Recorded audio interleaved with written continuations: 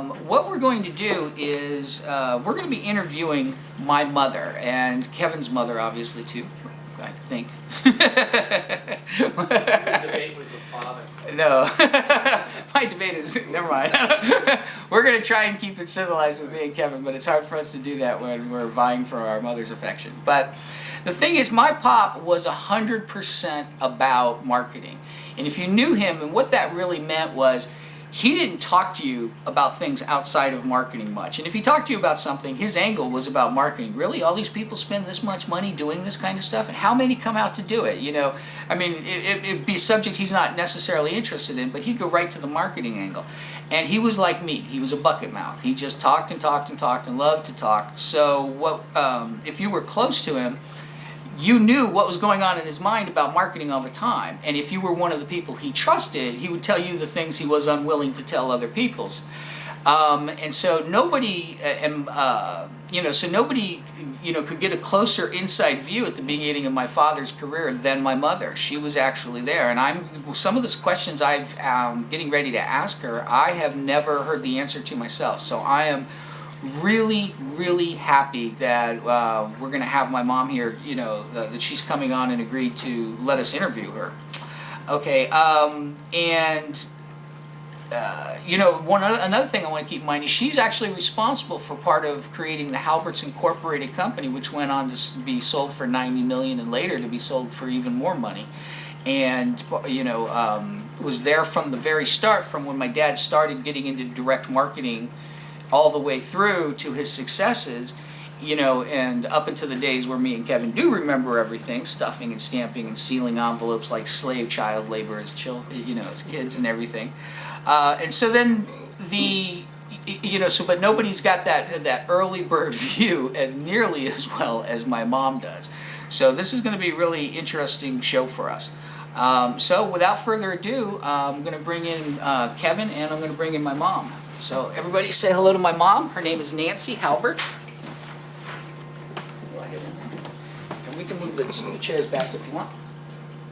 See? Okay, that looks good. Fine. Okay. All right. So and you guys are going to be. They're all saying hello. See? And hey, Bill. Bill is a huge Gary Halbert fan. This is going to be fantastic. Okay, I've written some questions that I want to know, but go ahead and write down questions you might want to ask, because after we're done, you might want to know. You might want to know or bring up questions that I didn't think of. Okay, so first question I wanted to ask, and I wrote them down, is, when you met Dad, what did he do for a living? I don't even know that. He was actually a door-to-door encyclopedia salesman. So he was before Standard Ohio? Or Standard Oil? No, he worked for Standard Oil before he and I met. Okay. But when we met, he was a door-to-door encyclopedia salesman. And actually, when he actually went out and worked, he was pretty successful. And that was what he was doing when we first met. And then after we got married, he went to work for Pitney Bowes as selling mailing machines. The kind that put the postage on? Metered postage. And he did this, he went into companies to do this. He hated working there. He hated working for anybody. And he lost his job. That's really true. He lost his job when Bond was being born because he wore orange socks to work. He said it was the day I was born or the day before. It was the day before. Yeah, because he was always in a library when one of us was being born. Right, exactly. That's where he was when you were born. No, I remember hearing the story from Dad and stuff like that. Do you know what sparked his interest in direct marketing? I know that he was a voracious reader, and he was really into the Robert Collier stories, and he saw how people were able to make money, and he found it just fascinating that people could make money by putting things in the mail, sending out mailing, and have people send them money. And I think especially I believe I conferred with Kevin that it was Robert Collier who was able to sell flatware to people during the Depression. And he just thought that if somebody was able to do something at a time like that, that this was just remarkable. And this was something he wanted to do. Now, I had also heard that he read that small series of reports, and that... Oh, that's a secret. No, I'm not going to mention Oh, it. okay. But the thing is, I remember he was hearing about direct mail. And what he did, you know, and I'm just augmenting it a little bit. And he told me that what he remembered that he used to go fishing with his dad and his uncle on the Ohio River, and his grandpa. And what they would do is throw out a line across the river and bait it up with hooks. It was called a trout line. And they would drop the baits in the river and just go sit and picnic, and most likely being Halberts, they were drinking. And then every like 15, 20 minutes, they'd check the thing to see if the thing came in. And he said that direct mail itself reminded him of that, because he could just put the thing out there, you know, and then come back and check it, you know, come back to a mailbox full of checks or whatever. Right. Okay, can you tell us, okay, what are some of his early attempts that failed? That's what I was really curious about. The only one I was really aware of and really involved with was he'd gotten involved with some Dropship. And he had a flyer created, which we literally drove back to Pennsylvania with a truck full of flyers to have them addressed, brought them home, and since it was going to be bulk mail, we had to take the alpha sequenced flyers and put them in numerical sequence by zip codes. We That had was for bulk rate pricing or something. for bulk rate right? pricing, and we had them all over the floor of our living room and dining room, putting them in order. Which is kind of funny, because when he figured out the key to the the heraldry letter, R.R. Donnelly had just reordered the whole entire database to zip code, and he had to have it pay someone like a huge, like back then, like $50,000 or something, to revert it back to a name sequence so he could pluck the names out per name. That you Correct. wanted. Okay. And now, when you say dropship, you explain that, you know, the flyer and the product, because they weren't his products. They were not his products. What he would do is he'd send out a flyer, and it was things sort of the ilk of Lillian Vernon, that type of thing. But it was just a flyer. It was like a 8.5 by 11 flyer, double page, and was folded and sent bulk mail. Now, okay, go ahead. Sorry. No, and what you would do is you would go ahead and you would order this. When the orders came in, you would contact the company that actually produced them, and they would drop ship them. So you had no hands on to the product. So it's like the snail mail of affiliate marketing. Exactly. So, but he would get a piece. He would get a piece of the sale, forwarding it on to them or something like that. Right, exactly. So he's an affiliate. Yeah. right. Snail mail version of affiliate marketing. That's great. And he did that for how long before? Well, we did that only once before it failed. And then he went right in. And then he tried the Halberts campaign right after that. Well, that's how did he meet? How did he meet Dennis Hasslinger? He met Dennis Hasslinger while he was selling for Pitney Bowes. Dennis Hasslinger was an insurance agent, and he went into his office and he had met him. And then when he had the idea for the heraldry promotion, he approached Dennis, and in his very convincing way, he talked Dennis into putting some money into it. But this was after we had seen what the possibilities were. And this heraldry thing came about because two things fell into place at the same time. The Census Bureau had come out with a listing of surname frequencies. And what was the other? Oh, and he had seen how everyone was interested in heraldry, because there were flyers all over, and there were advertisements, so people were obviously interested in heraldry. But then he learned that the Census Bureau had created this list of the frequency of surnames, but they were not willing to let it go to the public. So Gary called some woman in Boston. She said, no, we can't do this. He got on a plane, went there, and came back with the list. He was super persuasive. He was super persuasive. Well, I also heard that when he needed these heraldry books in this library, because they were written in this like medieval French that only certain people could read and transcribe, but it was like at some library, and it was in the reference section. It was not in the general checkout section. And I think he went in there with a guy, and he kept asking him for them, and his friend walked out with him and said something to the effect of, that guy said no to you like 97 times. Right. And he just kept going until they said yes. And the thing was is that what I heard from him was he said, I would have broken in there and stolen it if I had to get those things. That's how, you know, driven he was to get his hands on that. Yeah. Just, okay. I also want to say that at the time, what was happening, this was well, you were born in 68, so it was like 1968. The only computer letters were really obvious. I mean, you could tell the minute that you saw a computer letter come to your house that it would, Right. even though it said Dear Nancy, you know, it was like you knew that it was computer generated because the type looked different. So what he wanted to do was create these letters and say, Dear Mr. Miller, and have a photocopied, and then you just send them to everybody named Miller.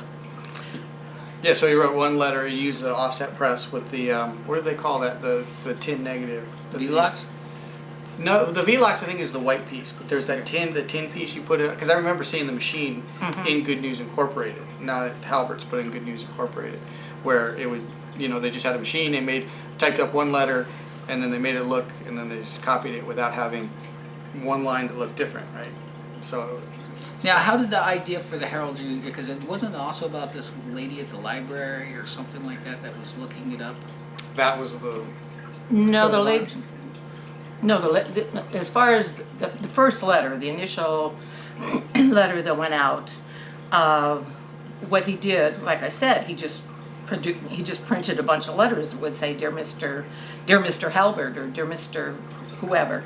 So he didn't have to use a first name. So he didn't use a first name, so they were just, and then they would be all addressed to everybody that had that name, had that surname.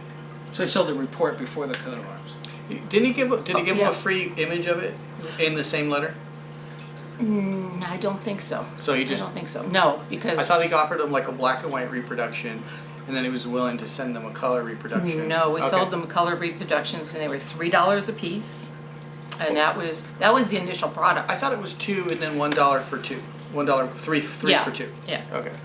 You know, I remember a story where he was saying he was reading in the newspaper about some little lady who would go to the library and research your coat of arms, and then that's when it That's the woman that hit on him to go, oh, that was- that's what I can sell to these That was people. an they article all have about in how common. this little old lady was making extra income. Was she would send them a letter saying, "I will paint your," Right. coat of arms, Coat and of he arms. decided to expand that whole, Right. you know, and just Right. hit the whole and add entire it with last that name list. personalization. Right. Yeah. What year?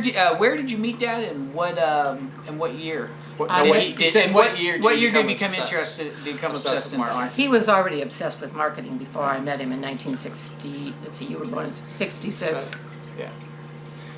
Now, you know, the interesting thing is that, you know, even back then, and that's what I think Gene Schwartz was talking about, was you had to understand the sophistication of market, meaning you could pull a trick on somebody, but once the market kind of got savvy to it, like computerized letters and stuff like that, Right. then it stopped working. Correct. And so, you know, that's where we get to the A pile with the stamp, and we get to hand addressed lettering. I don't know if we Correct. were doing hand addressed lettering on that particular one, but also that, and I think you knew this was going to happen, I'm not sure, but you guys found out when you wrote from little tiny Bath, Ohio, and then you moved to some big city and sent the same letter out, that people actually checked the stamp cancellation mark.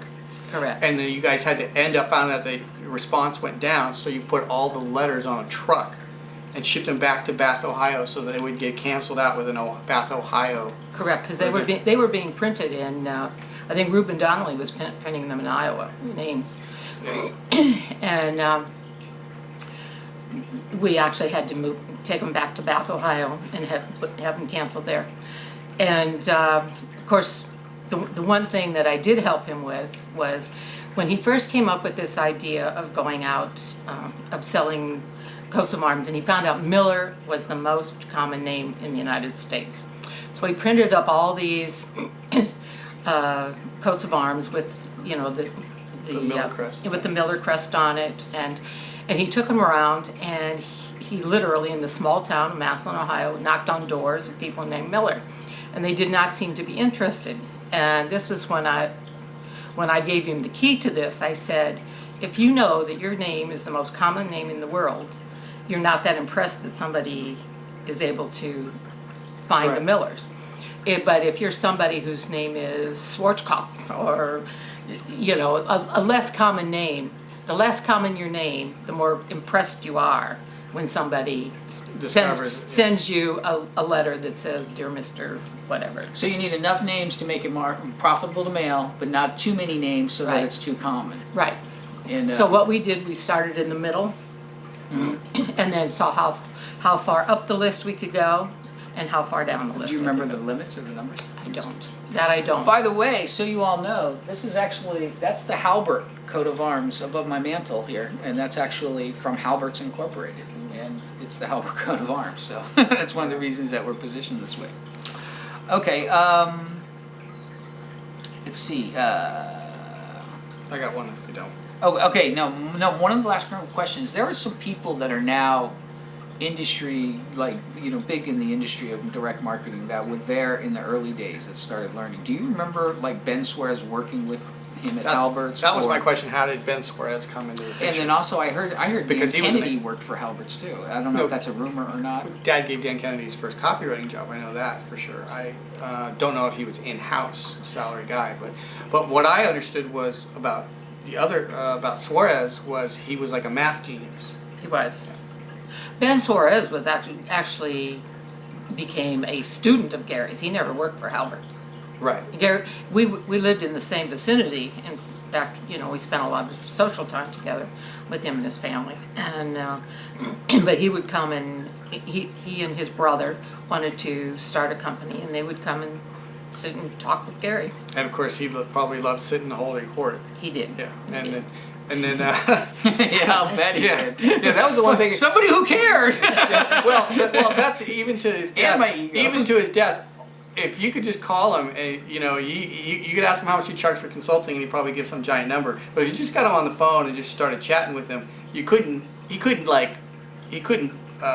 tell you couldn't put the brakes on and only give you so much. He was just going to give it to you all if you were just talking to him casually on the phone one night. Yeah. In fact, he was famous for his hit-and-run phone calls. He'd want to know the answer to something, and he would just dial somebody up and go, "Hey, how do you blah, blah, blah? Thank you very much." You go, "I can't believe that. It's just Gary Halbert." He probably called him at midnight or something. Yeah, because he didn't care what time of night it was. But Well, I can attest to that because he would wake me up. Hey, what do you think of this idea? well, It's 2:00 in the morning. Right. Well, his phrase was always, "Are you near a computer?" I always thought, "What do I say? What do I say?" But what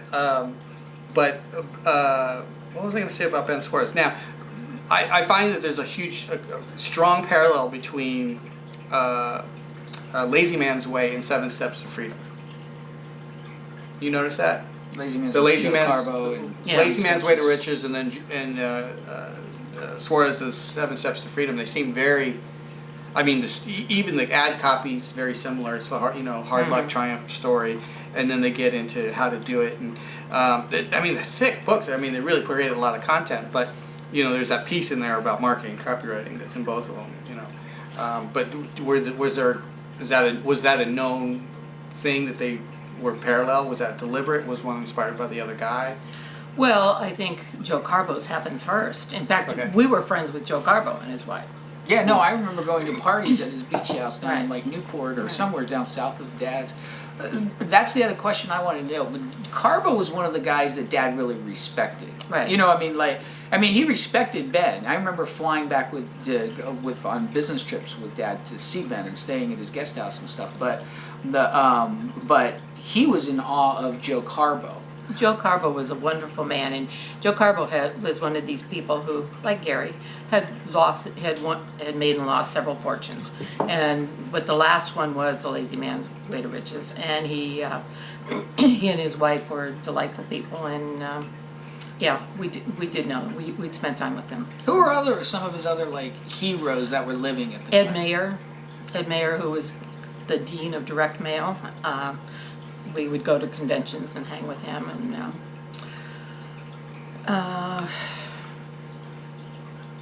he's the only one I can think of Yeah, I mean, there wasn't a lot of people above him for him to go, ooh, ah. And Kevin tells a story where he met Gene Schwartz and stuff, and that was kind of cool. Yeah, I was like, I didn't know they were making history. We were at he's like taking me along, and I'm like, who's this tall, lanky guy walking with a cane? I guess he'd already had a stroke. And we were down at the Marina Beach Hotel.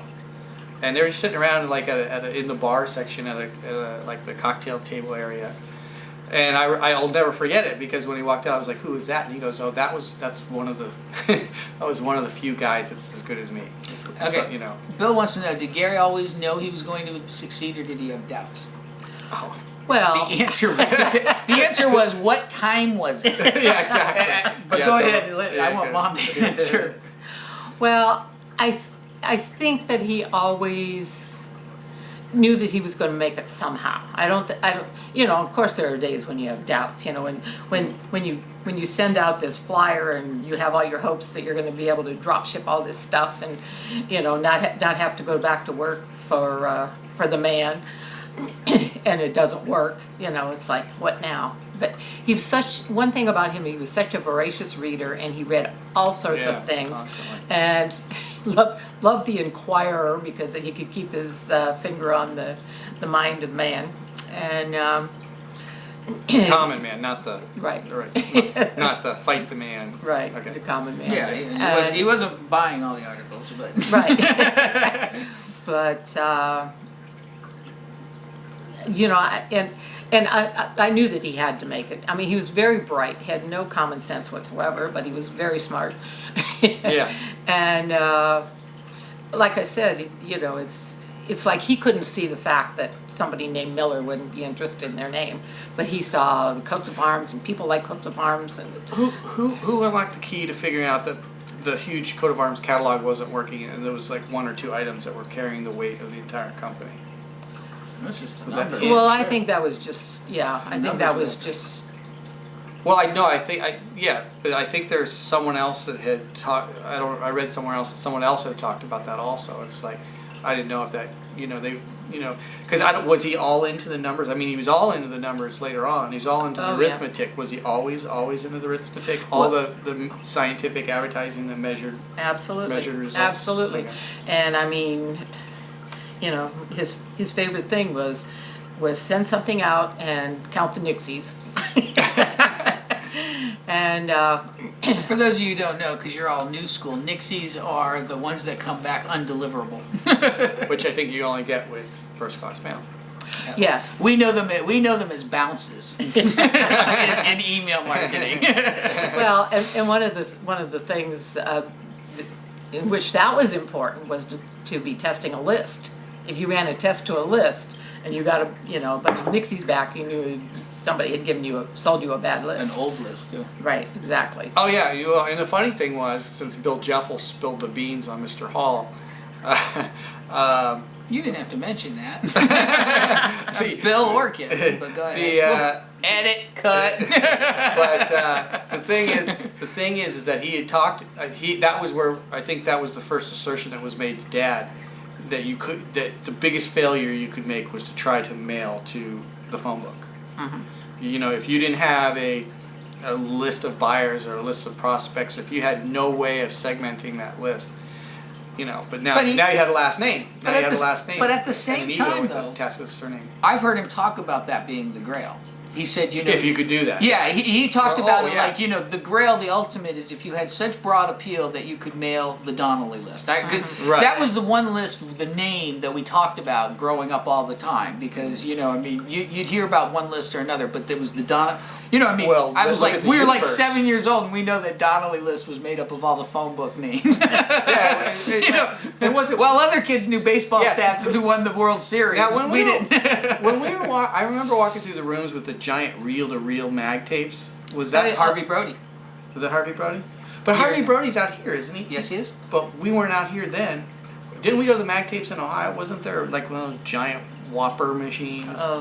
Those banks of them? Because I remember sitting there watching, and it was before they had those horizontal discs that had the cover on them. Yeah. They just had the big old, Yeah, You know, like a movie It looked reel? like a reel-to-reel tape, Yeah. like a big fat one. And I remember driving around, and Dad got all excited when Halberts got the forklift. Do you remember that? Yeah. We all came down, and Dad was driving around the forklift and like, check it out, guys. That was good. Yeah. Yeah, and some people had a Bible in their house, but we had the SRDS, which was the standard rate Which data I was just service. reading through today. Yeah. But No, and now that leads me to another question. Dad mentioned, he said you guys would sit in the house in the dark because you guys use the electricity money for postage for a test mailing or something like that. Dad. well, I don't know if that's exactly what happened. It was just bad money management. He let the bill go. But I mean, you guys were spending every last dime on tests. Yes. That test that we had in our where we had the flyers all over the floor and doing stuff like that. That was, we had no extra money to do this. That's why we literally drove them ourselves back to Pennsylvania, had them addressed, came home and had them spread out on the floor. Why Pennsylvania? Was labor cheaper there than No, that's where the mailing Huge house was? process. it was a, computers it were? was a huge, that's where they were producing the names. Oh, that's cool. Okay. Okay, and does anybody you guys have any more questions for us? Or for my mom? Okay, looks like we've gotten a freeze point. I think we've get it. Okay. You love the green color of my walls. When you know my phone's gonna ring. Yeah, the only person who didn't turn his phone on. Where'd you meet Dad? I actually met him in a dance club in a small town in Ohio. That's a real dance club, guys. Don't go with the stripper club thoughts. This is 1960s, okay? Go ahead. Just want to clear that up. And Dad was pretty persuasive. You grew up in Marion, Ohio. Oh, well, I grew up in Massillon, And and that's- Gary grew up in Barberton, And he was born in West by God, Virginia. Parkersburg. Yeah, I just saw his suit. When did Gary really make it big? What year, what campaign? Well, that'd have to be the was- Halberts letter. It was the Halberts letter, and it was late 1969 because I know we moved on up in the 1970s. Yes, I remember from the little White House to the deluxe apartment in the sky. All of our houses. There was a house that that was the first one I remember living in. We called it the White House, and then we went to the biggest house in Massillon because they went to the Hills and Dales, which was the rich part of town. And Dad got the custom-made house on the very top of the hill, and we called it the Big House. so we were always In the talking big house. back when we lived in the White House and back when we lived in the Big House. Of course, Dad really went to the Big House. Now, was he Jesus' age when he made it? How old? Let's see, he was born in 38, so he was 31. Let's And see. he was very disappointed he didn't do it before he was 30. Really? I'll Yeah. bet. Yeah, no, I remember Dad's always exactly about 30 years. Did you ever wish you had a girl copywriter? You mean, first of all, my mom wanted nothing more than a daughter. Kevin's name was supposed to be Cassandra, and then I think my name was supposed to be Cassandra. Yes. But we And- didn't think they'd like it. And no, I wouldn't have for sure. And then what happened was when my wife became pregnant with our first child, the doctor asked if we wanted to know the sex of the baby, and my wife said no. It's one of life's last great surprises. And I said, when the kid calls us, from jail, I'm going to remind you that you said that. But she didn't let us know the name of the fact that we were going to have a girl, so we didn't know. And the very first thing I told my mom when I walked out of the delivery room was, "You got what you wanted." That's the first thing I told my mom. And I said, "Yeah, my mom's been wanting a little girl." And then we went back to Ohio last year or 2 years ago, and they were all telling us about how my mom wanted a daughter since you were a little girl. Judy was the one who told us, I think. So. But I'm thrilled with my sons. So. Or a good consolation prize. What's his wee stuff now? What about Good News? Good News was the company that he started after he and Dennis separated company, and he sold Halberts Incorporated. Now, Good News, was it a copywriting factory, or was it another heraldry factory? No, it was copywriting. The first one was how to invest in stamps. I believe that was the first one. Yeah. For Good News Advertising. Did that go well? Yes. What about how to collect from the U.S. government at NEH? I vaguely remember that. It's been knocked off. It's still being knocked off to this day. Right. Dad even knocked it off later on. I mean, it was successful. I just. Yes. It's amazing he abandoned them. I have several copies in the garage. Yeah, when you say it's Have a good amazing copy. he abandoned them, the thing is, the reason Halberts really worked for as long as it did was because of Dennis. Gary was great at starting something, and once it was turned into a semi-machine, he had no interest in it. Right. He was not a He's on day-to-day. vacation. Let's go do something He else. was not He's a on vacation. day-to-day guy. So that's what happened. That's why I think if the stock trading system, if Bond hadn't stepped in there, Gary would have abandoned it long before. Yeah. Yeah. Well, one of the things that the theory I developed about Dad was that he didn't know it, but I think he was addicted to making it. Right. Because and we can all attest to this. I always I say it all the time. Dad's ability to make money was only eclipsed by his ability to blow it. And I mean, because he blew money like it wasn't like he made a lot of money and then the money ran out. It's like he was shoveling out the money. Yeah. And it was that his favorite moment was I've been struggling and I go to the mailbox and the test was a success. Mm-hmm. Absolutely. That's what got his testosterone or his adrenaline up, and that was really what made him motivate him. Right. And and so I saw him doing this up and down our entire lives, and that must have been murder on you. It was. Yeah, so when we did the thing with the system, I turned around and I was like, okay, I'm not doing this. And, it was growing up through that, And I was telling Judy earlier today that, you were the yin to his yang. You were, worked the same job for 20 years, surgical nurse, was, the reliable person, got a house, all that other stuff.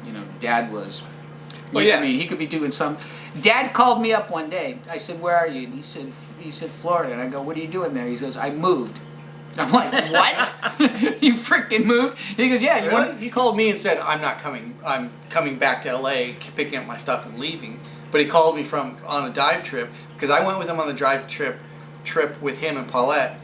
Then we came back to LA. Then he went back again. And that's when I got a phone call from his trip. And I think he was at the Ferro Blanco resort. And he just said, I'm moving down here. No, and it was like, I think he was at Bahia Mar. But anyway, Maybe. because I don't know. because I'm telling you, we'd get the same phone calls. Like I'd hang up, Kevin, we get a phone call, and Dad knew that I'd be more like, "What the hell did you do?" You're doing, more reactive to it, responsive. And then what he did was he said, come on down. Do you want to come down and get certified? John's coming down, and so I came down, flew down there, got certified with John Carlton by this crazy ex-SAS guy.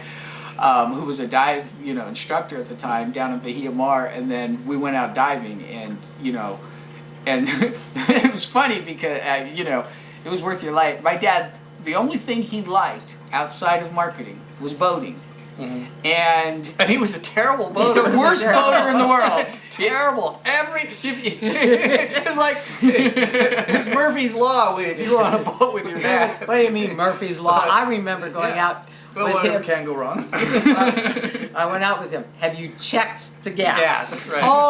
Oh yeah, we're good. And this is the boat that you had to use a dipstick to test. Yeah. It didn't have a gauge.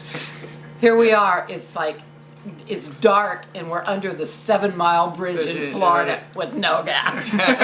Can't tell you how many times, but I always say we became the best. We're the best boaters in the world because we learned how to fix stuff. I learned how to take shoelaces or ropes to make a makeshift thing to pull the outboard motor going. I learned how to knock the stuff, the gas pipes to get the like rusty stuff and get the gas silicone, flowing yeah. again. I mean, it was insane. But it made us the best boaters ever. Okay. Let's see. Okay, Junior had the same experience with endorphins and the rush from that. Well, she's a big WSO writer, so she writes these ones that get become a huge hit and stuff. She's one of the female copywriters. We love the story how Gary will put out the ODF School to get a real education. C.J. Abraham and Marketing Secrets. Yeah, my when it came to school and education. When I got out of school, because I went to go see how the other half lived, and one of the reasons I went to school was, my mom always told me that it's a great transition from teenage to adult life. It's instead of just being set out on your own or whatever. And I went to school, and when he came back, he was always, we talked all the time. And one of the times, I had this entrepreneur class, and I said, Dad, it's great. The guy has no idea who I am, and it's an entrepreneur class. And I go, and we're going to take a field trip out to Palm Springs to see Joe Kosman. And he goes, oh, tell him I said hello and tell him who you are. So I waited. I'm like last in line to go up and meet this guy. And he's my instructor's mentor, Yeah. And I go, hi, I'm Bon. My dad's Gary Halbert. He's like, oh, how's he doing? How are you? And he just started talking to me and going off on it. But when I came out of school, he's like, so really, what do they teach you? And I said, come on, Dad. It's school. They're teaching you, stuff that you could learn, on the job or whatever, Right. quite easily. And he goes, no, really? And I said, Dad, you'd learn more from, spending a couple days with you than you're going to learn in a year in this. And he loved it so much that he would, he would quote me all the time, say, my son Bon tells me, What's interesting was He he learned was. more. I think if it wasn't like engineering or medicine or some kind of science, he was very anti-college. Yeah. But when we went to college, he seemed to be very proud of that fact. It was. Well, he had a whole reversal of that. Well, one, you went in with his favorite subject. The reason he was less with me because I was actually going for business. If I had gone for veterinarian school, he would have been, oh yeah, like go for it. He and I both knew the situation going in, which was, and I remember being in school. And it was all because of my experience with Dad. I was in one of my accounting classes, and the lady turned to me, and they were talking, and I raised my hand, and she says, what? And I said, how come you don't talk about, like, offshore taxes? And she goes, what do you mean? I said, well, you go down to, like, a place like the Cayman Islands, you set up a shell corporation, you do transfer things, you charge them for consulting and transfer your profits offshore to lower your tax rate. Because she's like, well, that might be illegal. I said, but you need to know it because that's how some companies are staying more competitive than others.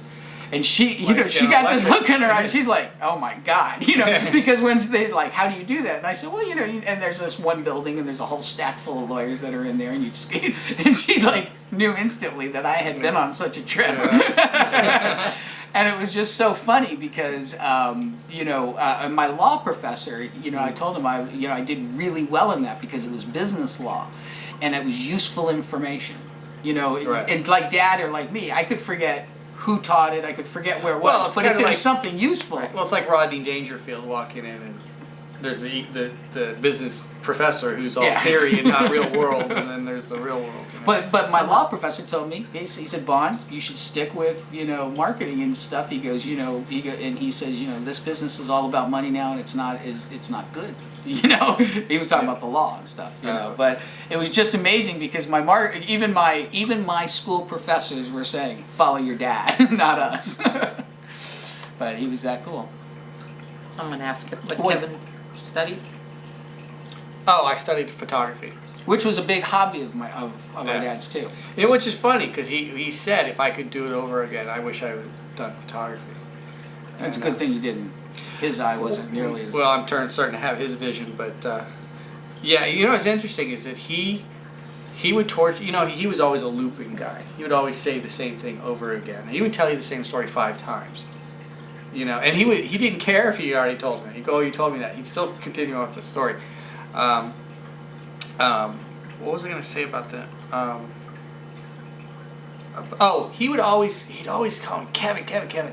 He always wanted to know the difference between 35 millimeter photography print in the resolution and the quality, medium format, in like 4x5 or 8x10. And he always wanted a test of shooting the exact same subject and saying how if you blew it up to the same size, how much it would break apart. And he was just obsessed with that for years. I can tell you why, I'll bet. It's because of his vision. He was obsessed with vision. I mean, magnifying glasses. Oh, I know, I got all you know, he went to go have his eyes fixed, you know, when he tried doing radiokeratotomy. I mean, Even when I told him not to. so I think, I think this was all about, you know, blow up resolution for him because he, you know, he figured if he could blow things up. Yeah, but the see thing them. with him was he was one of those people who was obsessed with the idea of photography, and he loved getting the widgets that enabled the tools. But didn't take pictures. Well, he bought a very expensive camera called a Pentax 6x7, and I don't believe he put an entire roll through it, and he gave it to me, and I think I processed it, and that was he bought that big expensive. It's like a medium format SLR. It looked like a giant 35mm camera, and I was like, that's how I got all my cameras.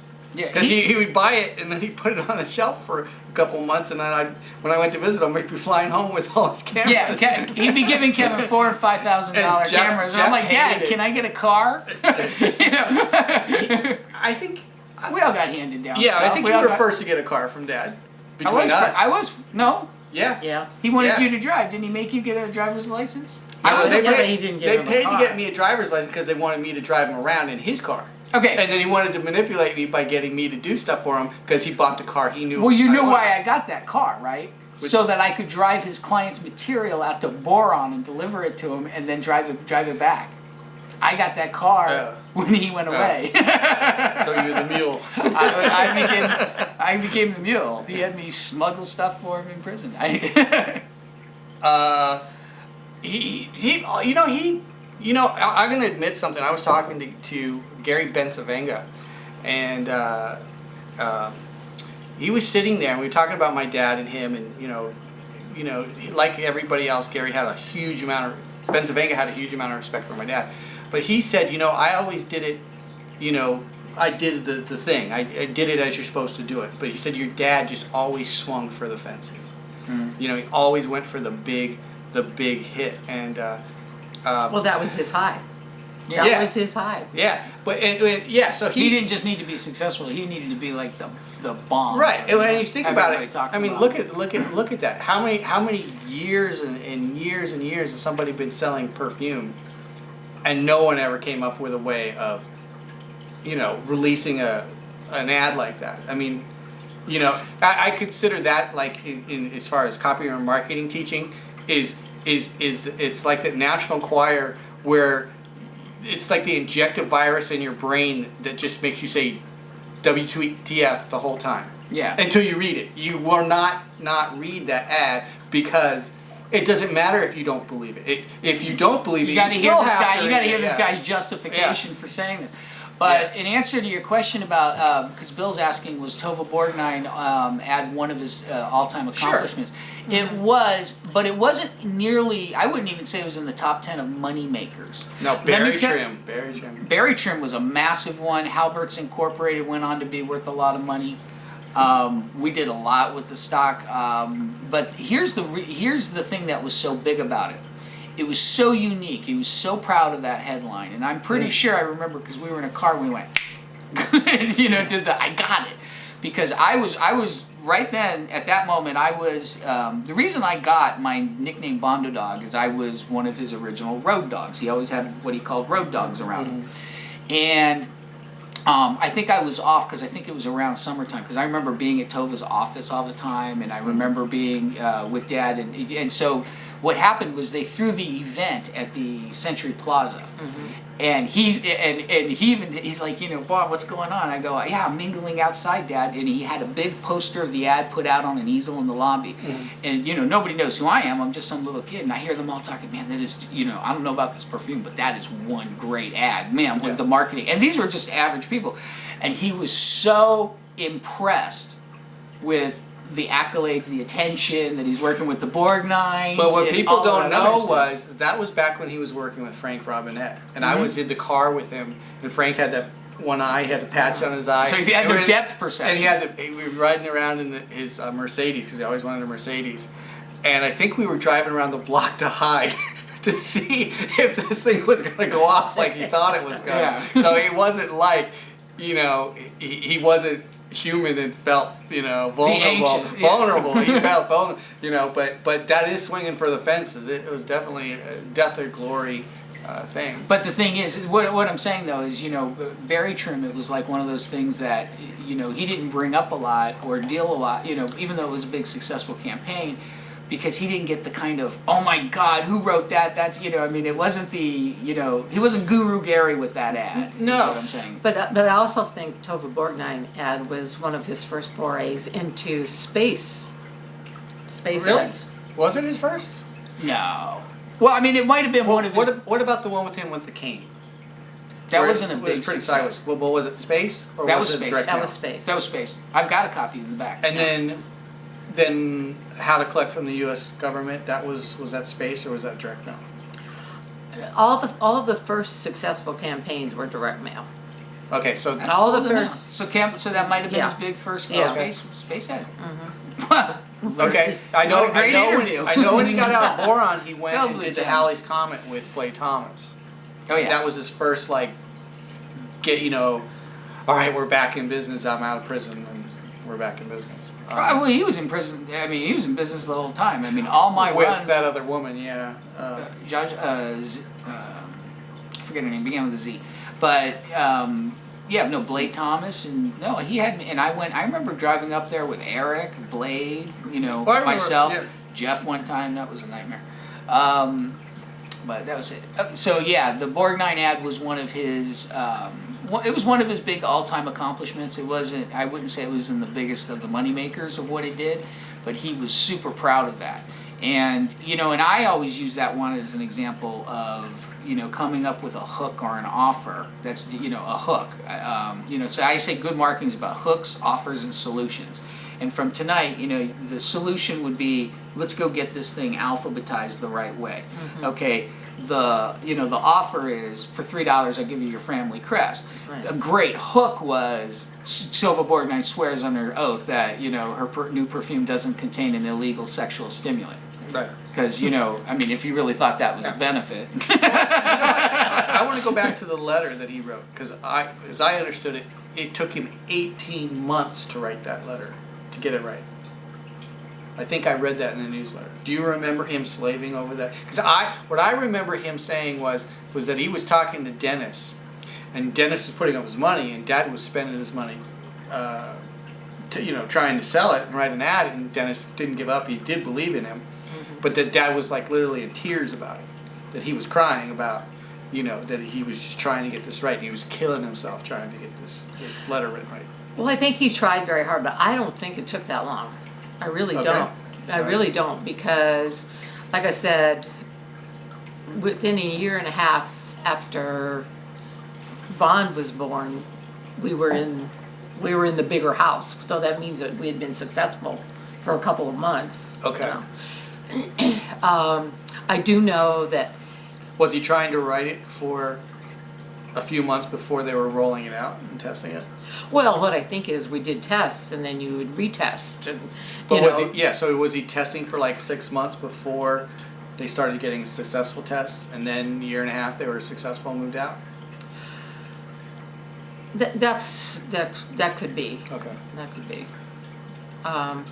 Yeah, the thing was, Dennis was putting up the money. You know, we were barely living on. You know, we were living on what I was making, Right. and Well, do you know, one of the things that was unique about Dad, I was talking with one of his proteges the other day, and it was true, is this was when he was writing an ad for Ron LeGrand. And he says, come here, I want you to sit down, and I'm going to write this ad. And Ron LeGrand had hired him about a month ago, and for the 30 days was almost up. And he sat down, and he just sat there and started writing. Mm-hmm. And he started writing, and you know how Dad was. He wrote basically the whole thing through. And he goes, now, he goes, how long did it take me to write that ad? And he goes, it took you know, like 30 minutes or whatever it was. And he goes, no, it took me a month. What do you think I was doing the entire Right. month? I was walking around doing that. So my question to you is, was he that way at the very beginning? oh yeah, Where he was Oh, yeah. just constantly doing the sales pitch on you and other people, Right. and then formulating it, and then sit down and write it? Yes. And did you have a lot of input into the letter? Well, I think, I mean, the fact that, I helped to make some of the decisions, not only was it the frequency of the name was very important, but other things key. like, what was key, but also they used my name at the bottom. Yeah. Because at that time, I think it was Reader's Digest was using Carolyn Davis or something like that as a name, and the thought and the feeling back then was if you got a letter from a woman, it was more believable. People were less suspicious, and subsequent to our You having hear that, Judy? You hear that, Judy? She writes copies, letter. Letter sign it? Yeah, but but she's writing copy for actually, guys. So I mean, okay. I'm just saying. If you Well, write your own copy. And the funny thing is, subsequent to that, we went to, Gary and I went to New York. Gary went there for a copywriting seminar, and he was in a class of probably about 20 people, and this was, like I said, this was back in 1970, and it was $600 or something like this, which was a lot of money which back was then. a lot of money.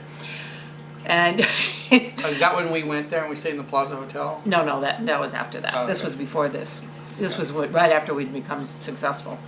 And we were there, and Gary said, one of the other men who were in the class came up to him and said, "Oh," he says, "I got this letter from this little old lady in Bath, Ohio." And I want to show you guys this too.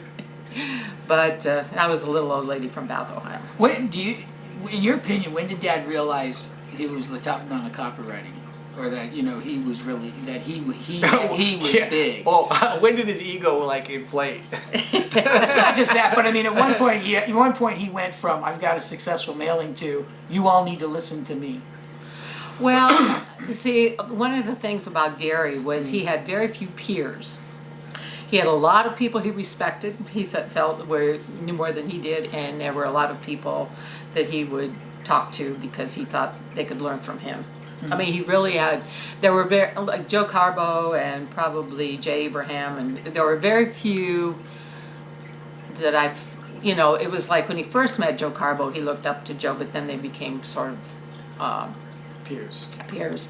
And the same with Ed Mayer. The same with Jay. They kind of they Right. ended up respecting each Right. other's skills. Yeah. But then it was, like I said, there were very few of those. There were people like Ben Suarez who sat at Gary's feet, and he's had many generations after that. But Yeah, and he was always giving. I mean, if somebody wanted to learn from him, it was Right. pull up and take a seat. If you're willing to stamp, stamp and seal, I'll teach you. And that was something else we did. We always, and the kids joke about stamping letters and Yeah, it was licking and child stamping. slavery until as long as you guys could get away with it. But every time we tested a list, we did our own test, because that way we knew that if there were any flaws in it, or we knew how long it would take to produce a mailing. We knew because we had done it. And it didn't mess it up. I mean, we can use a sponge. Dad, why didn't you tell me? So yeah, and then he would turn it over to the working crew. Yeah. But we always did our own tests. Yeah, that's important stuff. Okay, everybody. Well, it's time for Brian McLeod's show, which is a great show. I hope you all enjoyed this. And thank you for telling us all the Yeah, well. inside story. This is neat You're stuff. welcome. I didn't know a lot of it myself. You're welcome. Okay, everyone. Hope you enjoyed the Halbert Hour. You usually only get one Halbert. Now you got three. And want to wish everybody a great, a Merry Christmas, because it'll be. Are you doing the show between here and New Year's? Yeah, it's not on New Year's. So we'll see. But by the time we see you next week, it will be Christmas. Christmas will happen. So we want you all to have a Merry Christmas and Happy Hanukkah. Yeah. Okay. Yeah. Awesome. Thanks for the impress. See, now they're welcome. yeah. See, they were all. See, we've learned that when they don't talk much on the chat, it's because they're actually interested. That's Thank you very much. Thank you for your time. yeah. All right. Okay. Take care, guys, and we'll see you, if not next Thursday, the following one. Talk to you soon. And we're gonna see if we can put the recording out to the Gary Halbert letter list. Yeah, If we can. who recorded it? I've recorded it there. You've got a high Okay. def camera there. Okay. Thank you, everybody. All right, thank you, guys. Thank you. Glad Have a great you liked night. the show. Bye. Merry Christmas.